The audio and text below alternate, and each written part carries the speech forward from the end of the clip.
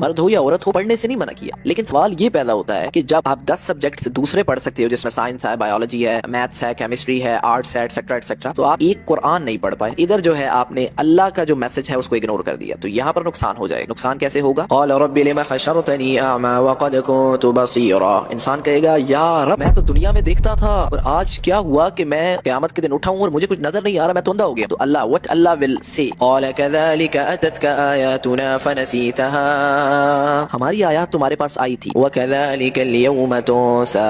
تم نے ہماری آیات کو اگنور کیا تو لو آج ہم نے تمہیں اگنور کر دیا، بھلا دیا، جاؤ۔ تو میں بس یہ کہتا ہوں کہ میں خود جو ہے وہ سائیکالوجی کا اسٹوڈنٹ ہوں، بزنس کا اسٹوڈنٹ ہوں، کیمبرج سے میں پڑھ رہا ہوں، تو آپ وہ بھی پڑھو، سب کچھ ساتھ پڑھو، لیکن قرآن بھی پڑھو ساتھ، آپ حدیث بھی ساتھ پڑھو، سارا کچھ بیلنس کرو، کیونکہ آپ کی یہ بھی ضرورت ہے، آپ کی یہ بھی ضرورت ہے۔ سائنس ہے، اگر سائنس میں میڈیکل ہے، یہ سائنس ایک سبجیکٹ ہے، قرآن میں 1000 آیات جو ہے وہ سائنس پر ہے، تو یہ بھی ادھر سے نکلا ہوا ہے، تو سب پڑھو، لیکن قرآن کو اگنور نہیں کرنا، پہلی پریورٹی جو ہے وہ قرآن ہے، یہ بھی ساتھ ساتھ لے کر چلو۔